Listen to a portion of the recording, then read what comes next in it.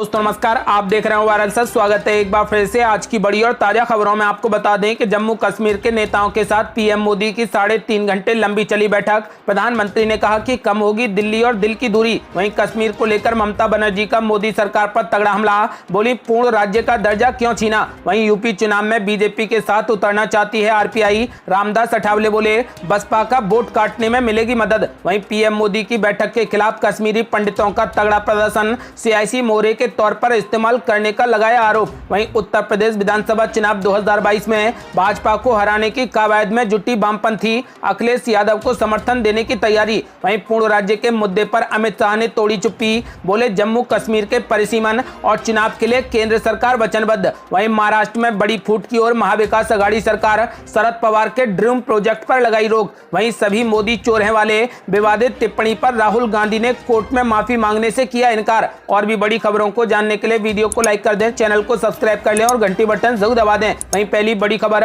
जम्मू कश्मीर के नेताओं के साथ पीएम मोदी की 3.5 घंटे लंबी चली बैठक। प्रधानमंत्री ने कहा कि कम होगी दिल्ली और दिल की दूरी। यहां आपको बता दें कि प्रधानमंत्री नरेंद्र मोदी की जम्मू कश्मीर के राजनीतिक दलों के साथ गुरुवार को नई दिल्ली स्थित पीएम आवास पर करीब 3 घंटे बैठक चली। आपको बता दें कि बैठक के बाद जम्मू कश्मीर अपनी पार्टी के नेता अल्ताफ बुखारी ने कहा कि प्रधानमंत्री मोदी के साथ बैठक के दौरान परिसीमन पर चर्चा हुई है। अल्ताफ बुखारी ने कहा कि हमें चुनाव के रोड मैप की दिशा में आश्वासन दिया गया है। पीएम मोदी ने यह भी कहा कि हम पूर्ण राज्य का दर्जा बहाल करने को लेकर प्रतिबद्ध हैं। बीजेपी नेता निर्मल सिंह ने कहा कि सभी पार्टी प्रधानमंत्री मोदी के साथ बैठक के दौरान इस बात पर सहमत हुई हैं कि जम्मू कश्मीर में शांति होनी चाहिए और लोकतांत्रिक सरकार से एक सरकार आनी चाहिए। उन्होंने कहा कि पीएम मोदी ने सभी नेताओं से यह भी अपील की है कि शांति तभी आएगी जब सभी एक साथ मिलकर काम करेंगे। निर्मल सिंह ने आगे कहा कि परिसीमन होने के बाद आगे की प्रक्रिया शुरू हो जाएगी। हर किसी से परिसीमन आयोग चर्चा करेगा और उसके बाद चीजें आगे बढ़ेंगी। जबकि सीनियर कांग्रेस नेता गुलाम नबी आजाद ने कहा कि हमने बहुत सारी चीजें प्रधानमंत्री को बताई हैं। उन्होंने कहा कि हमने जम्मू कश्मीर को पूर्ण राज्य का दर्जा वापस दिए जाने की मांग की है। गुलाम नबी आजाद ने कहा कि हमने 5 बड़ी मांगे रखी हैं। राज्य को फिर से बहाल करने की मांग की है। उन्होंने कहा कि हमने बंटवारे पर भी विरोध जताया है। कश्मीरी पंडितों के पुनर्वास की भी मांग रखी है। इसके साथ ही राजनेताओं की हिरासत, जमीन और रोजगार गारंटी का भी मुद्दा उठाया है। सूत्रों के मुताबिक बैठक के दौरान प्रधानमंत्री मोदी ने कहा कि दिल्ली की दूरी और दिल की दूरी को कम करेंगे। पीएम मोदी ने कहा कि जम्मू कश्मीर का भविष्य बेहतर बनाएंगे। प्रधानमंत्री ने यह भी कहा कि परिसीमन की प्रक्रिया पूरे होते ही चुनाव कराएंगे। उन्होंने कहा कि पूर्ण राज्य का दर्जा बहाल करने को लेकर हम प्रतिबद्ध हैं। और ये बड़ी खबर, कश्मीर को लेकर ममता बनर्जी का मोदी सरकार पर तगड़ा हमला, बोली पूर्ण राज्य का दर्जा क्यों छीना। यहां आपको बता दें कि दिल्ली में प्रधानमंत्री आवास पर जम्मू कश्मीर को लेकर जारी अहम बैठक के बीच में पश्चिम बंगाल की मुख्यमंत्री ममता बनर्जी ने बड़ा बयान दिया है। उन्होंने सरकार से सवाल करते हुए पूछा कि केंद्र ने आखिर जम्मू कश्मीर से पूर्ण राज्य का दर्जा क्यों छीना। ऐसा बिल्कुल नहीं होना चाहिए था। कश्मीर की आजादी नहीं छीननी चाहिए थी। ममता बनर्जी ने आगे सवाल किया कि 2 साल में भाजपा नेता के अलावा कोई भी कश्मीर नहीं जा सका। क्या सिर्फ भाजपा देशभक्त है, बाकी सब आतंकवादी हैं। आपको बता दें कि ममता बनर्जी ने कहा कि केंद्र सरकार के इस कदम की वजह से पूरी दुनिया में भारत की छवि धूमिल हुई है। सरकार को ऐसा नहीं करना चाहिए था। माना जा रहा है कि ममता बनर्जी के इस बयान के बाद भाजपा इसे राजनीतिक मुद्दा बना सकती है और राज्य में सरकार को घेरने का काम करेगी। बता दें कि जम्मू कश्मीर से अनुच्छेद 370 हटाए जाने के करीब 2 साल के बाद पहली बार प्रधानमंत्री नरेंद्र मोदी ने राज्य के 8 राजनीतिक दलों के 14 नेताओं के साथ बैठक की है। पीएम मोदी के संग कश्मीरी नेताओं की बैठक शुरू हो गई थी और उसके बाद ममता बनर्जी ने यह बयान दिया है। ममता बनर्जी ने पीएम मोदी से साफ कहा कि आपने जम्मू कश्मीर का पूर्ण राज्य का दर्जा क्यों छीना। और बड़ी खबर, यूपी चुनाव में बीजेपी के साथ उतरना चाहती है आरपीआई। रामदास अठावले बोले बीएसपी का वोट काटने में मिलेगी मदद। यह आपको बता दें कि केंद्रीय मंत्री रामदास अठावले की party Republican party of India यानी आरपीआई उत्तर प्रदेश, पंजाब, मणिपुर, गोवा और उत्तराखंड में होने वाले विधानसभा चुनाव में बीजेपी के साथ मैदान में उतरना चाहती है। पार्टी के मुखिया रामदास अठावले ने इन राज्यों में बीजेपी से साझेदार बनाने का अनुरोध किया है। भाजपा अध्यक्ष जेपी नड्डा को लिखे पत्र में रामदास अठावले ने कहा कहा कि भाजपा को छोटे दलों को साथ रखकर राष्ट्रीय जनतांत्रिक गठबंधन यानी राजग का विस्तार करना चाहिए और आरपीआई 2022 में होने वाले विधानसभा चुनाव में भाजपा के साझेदार के तौर पर काम करना चाहती है। रामदास अठावले ने कहा कि पूरे देश के लोग जानते हैं कि आरपीआई राजग का अभिन्न अंग है। उन्होंने कहा कि उनकी पार्टी उत्तर प्रदेश में बहुजन समाज पार्टी के वोट काटने में मदद कर सकती है, क्योंकि दोनों पार्टियों का वोट आधार दलित है। केंद्रीय सामाजिक न्याय एवं आधिकारिक मंत्री ने कहा कि मेरा आपसे निजी अनुरोध है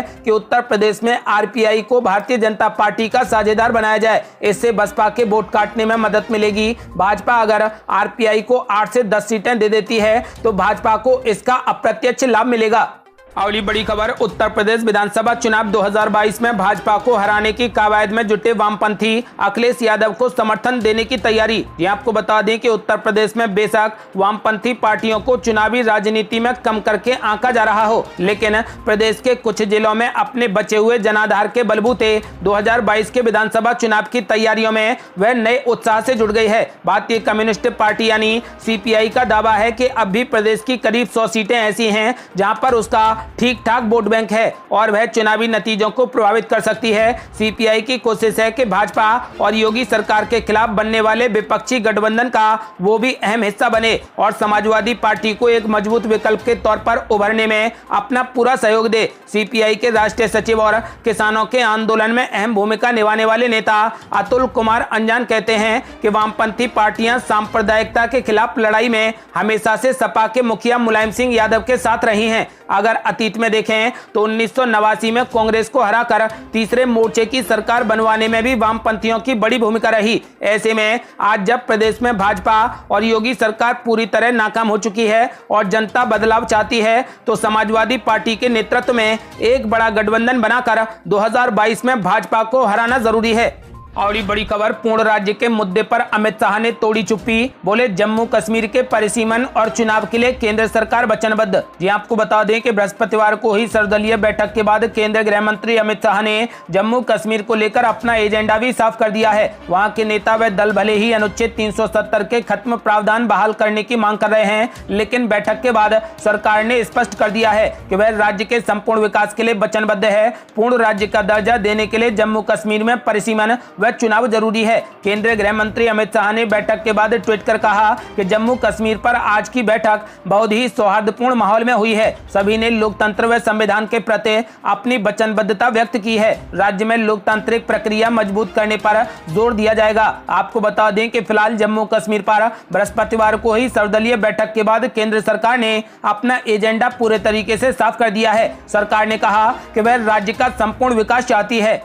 और ये बड़ी खबर, महाराष्ट्र में बड़ी फूट की ओर महाविकास आघाड़ी सरकार, शरद पवार के ड्रीम प्रोजेक्ट पर लगाई रोक। ये आपको बता दें कि महाराष्ट्र की महाविकास आघाड़ी सरकार महाफूट की ओर आगे बढ़ रही है। सरकार में सहयोगी पार्टी कांग्रेस को परोक्ष रूप से जूतों से पीटे जाने के उद्धव ठाकरे के बयान पर अभी बवाल जारी ही था कि मुख्यमंत्री ने राकापा सुप्रीमो शरद पवार के ड्रीम प्रोजेक्ट माने जा रहे कैंसर रोगियों के लिए आवास के निर्णय पर रोक लगा दी है। इससे लग रहा है कि 3 दलों की महाविकास आघाड़ी सरकार में मतभेद अब चरम पर पहुंच गया है। मुख्यमंत्री उद्धव ठाकरे के फैसले पर भाजपा विधायक अतुल भातखलकर ने कहा कि सत्ता संघर्ष में इंसानियत की बलि ले ली गई। टाटा हॉस्पिटल को गरीब कैंसर पीड़ितों के लिए दिए गए घर पर रोक लगाकर मुख्यमंत्री उद्धव ठाकरे ने यह जताने की कोशिश की है कि उनकी नजर में शरद पवार की क्या अहमियत है। ठाकरे ने निर्णय पर रोक लगाकर यह बताया कि राज्य में असली बॉस वही हैं। आपको बता दें कि फिलहाल महाराष्ट्र की महाविकास आघाड़ी सरकार में बड़ी फूट पड़ गई है।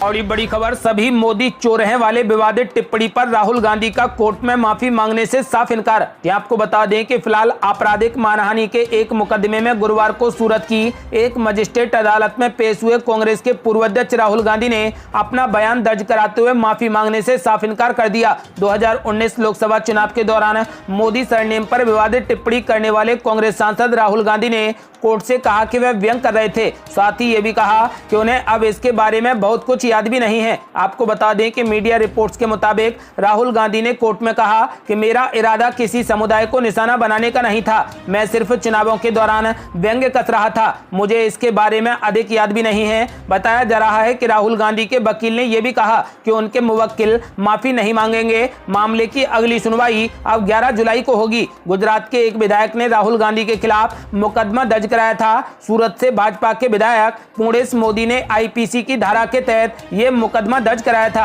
आपको बता दें कि फिलहाल राहुल गांधी ने सभी मोदी चोर हैं वाले बयान पर माफी मांगने से साफ इनकार कर दिया। और बड़ी खबर, राशन पर बीजेपी और आम आदमी पार्टी में टकरार। दिल्ली बीजेपी ने कहा कि पिज्जा होम डिलीवरी की तुलना गरीबों से करना भद्दा मजाक। ये आपको बता दें कि दिल्ली में घर घर राशन वितरण योजना को लेकर आम आदमी पार्टी और बीजेपी के बीच में टकराव जारी है। दिल्ली बीजेपी अध्यक्ष आदेश गुप्ता ने आम आदमी पार्टी के नेता मनीष सिसोदिया को निशाने पर लिया और कहा कि पिज्जा की होम डिलीवरी की तुलना गरीबों को घर तक राशन पहुंचाने से करना एक भद्दा मजाक है। गुप्ता ने कहा कि मनीष सिसोदिया को पता होना चाहिए कि वे यानी गरीब पिज्जा नहीं खाते हैं। उन्होंने कहा कि केजरीवाल सरकार का घर तक राशन पहुंचाने का दावा हास्यास्पद है क्योंकि वे अपने गोदामों से दुकानों तक राशन नहीं पहुंचा पा रहे। इससे पहले दिल्ली के उप मुख्यमंत्री ने कहा था कि अगर पिज्जा, कपड़ों और अन्य चीजों की होम डिलीवरी हो सकती है तो फिर राशन की होम डिलीवरी क्यों नहीं हो सकती। गुप्ता ने एक बयान में कहा कि पिज्जा की होम डिलीवरी की तुलना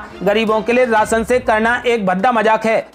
और ये बड़ी खबर, वैक्सीन डेवलपमेंट पर संसदीय समिति की बैठक में हाई वोल्टेज ड्रामा। बीजेपी के कई सदस्यों ने किया वॉकआउट। ये आपको बता दें कि टीके के विकास के मुद्दे पर संसद की एक समिति की आयोजित बैठक में हाई वोल्टेज ड्रामा हुआ। बैठक से बीजेपी के कई सांसदों ने ये कहकर वॉकआउट कर दिया कि टीका नीति पर चर्चा करने का ये उपयुक्त समय नहीं है। सूत्रों ने बताया कि जब विपक्ष के कई सांसदों ने टीकों की 2 खुराक के बीच में अंतर सहित केंद्र की टीकाकरण नीति के बारे में सवाल पूछने की इच्छा व्यक्त की, तब बीजेपी सांसदों ने इसका कड़ा विरोध किया और कुछ ने बैठक स्थगित करने की मांग की और वॉकआउट कर दिया। सूत्रों ने बताया कि बीजेपी सांसदों का मत था कि देश में टीकाकरण अभियान चल रहा है और ये इस मुद्दे को उठाने का सही समय नहीं है क्योंकि इससे टीकाकरण प्रक्रिया प्रभावित हो सकती है। उन्होंने बताया कि समिति के अध्यक्ष जयराम रमेश ने कहा कि बैठक एजेंडे के तहत ही होनी चाहिए। जब बीजेपी सदस्य बैठक को स्थगित करने की मांग पर अड़े रहे और इस पर मतदान कराना चाहते थे, तब रमेश ने इसे सिरे से खारिज कर दिया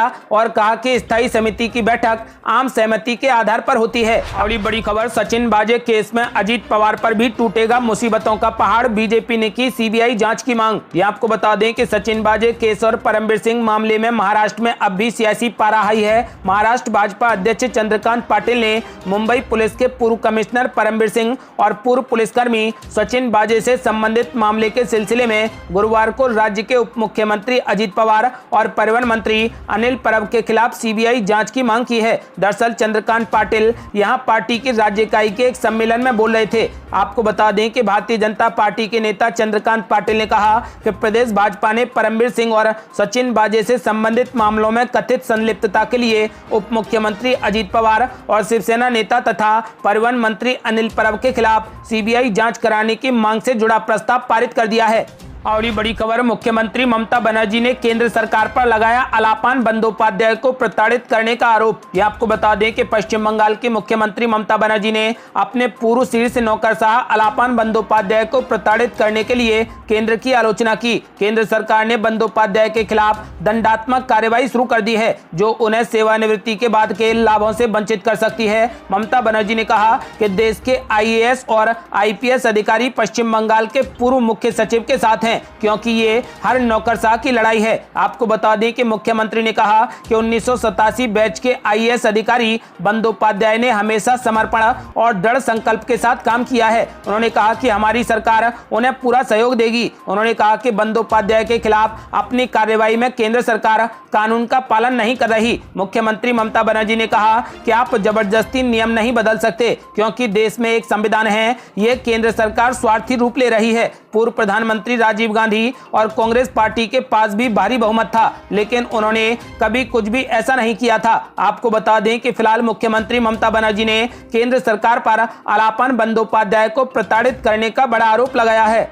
और ये बड़ी खबर, 12वीं की परीक्षा पर सुप्रीम कोर्ट का अहम आदेश। कहा 31 जुलाई तक सभी बोर्ड असेसमेंट स्कीम के आधार पर जारी करें परिणाम। ये आपको बता दें कि सुप्रीम कोर्ट ने गुरुवार को कहा कि पूरे भारत में सभी स्टेट बोर्ड्स के असेसमेंट के लिए कोई भी यूनिफॉर्म स्कीम नहीं हो सकती। कोर्ट ने कहा कि देश के सभी राज्य बोर्डों के लिए यूनिफॉर्म स्कीम यानी समान मूल्यांकन नीति बनाना असंभव है। जस्टिस खानविलकर ने कहा कि हम पूरे देश के छात्रों के लिए समान योजना बनाने का निर्देश नहीं दे सकते। हर एक बोर्ड को अपनी योजना तैयार करनी होगी। बता दें कि सुप्रीम कोर्ट ने यह टिप्पणी उन याचिकाओं को लेकर की है जिनमें आंध्र प्रदेश और केरल बोर्ड के 12वीं के बोर्ड एग्जाम को रद्द करने की मांग की गई थी। सुनवाई के दौरान सुप्रीम कोर्ट ने आंध्र प्रदेश बोर्ड से उस निर्णय को लेकर भी सवाल किया जिसमें 12वीं की परीक्षा को आयोजित करने की बात कही गई है। कोर्ट ने कहा कि राज्य का एक निर्णय और एक ठोस योजना होनी चाहिए। इसके साथ ही कोर्ट ने 12वीं की परीक्षा को रद्द करने की एक याचिका को भी ठुकरा दिया। साथ ही राज्य सरकारों को कड़े निर्देश दिए हैं कि वो 10 दिन के भीतर असेसमेंट स्कीम के बारे में सूचित करें और इंटरनल असिस्टेंस के लिए रिजल्ट 31 जुलाई तक घोषित करें। ये थी अब तक की बेहद बड़ी खबरें। यदि आप भी चाहते हैं कि भारत जल्द से जल्द कोरोना मुक्त हो जाए तो इस वीडियो को लाइक कर अपनी राय हमें कमेंट बॉक्स में जरूर दें। यदि आपने अभी तक हमारे चैनल को सब्सक्राइब नहीं किया है तो कृपया चैनल को सब्सक्राइब कर घंटी बटन जरूर दबा दें। जल्दी मिलते हैं बड़ी अपडेट के साथ, तब तक के लिए जय हिंद, जय भारत।